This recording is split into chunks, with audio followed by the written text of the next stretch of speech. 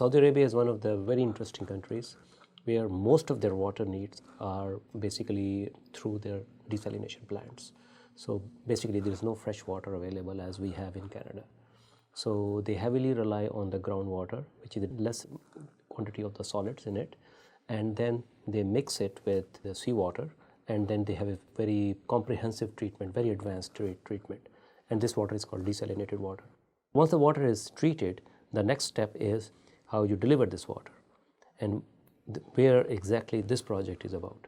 So once you treat that water from the it's called point of entry into the distribution system. So this point of entry to point of use where the consumers are using, anything can go wrong. I'm a professor in environmental and civil engineering, and now working as an acting director of the School of Engineering. And my research interest is risk analysis and water quality in the distribution system.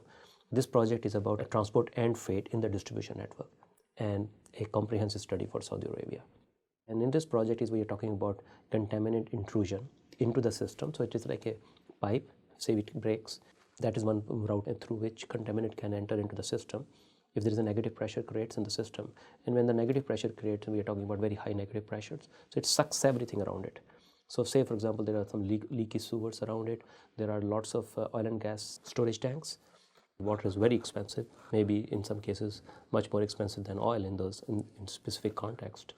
So once you treat this water, you want to make sure that water is delivered in the same spirit to the consumers. So it's extremely important. This water distribution system is like packaging.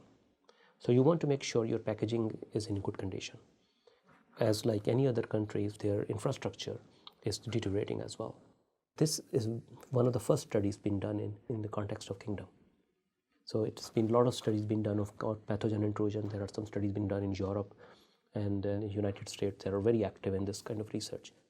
In our research, one interesting thing is we are not only doing the modeling part, we are planning to do a lab study as well. We're trying to create some miniature distribution system, and then we try to using high-speed cameras, and we try to see, and we add some tracer in it, and we see how it distributes in the system and how our predictions going to match with what we capture through the experimental studies.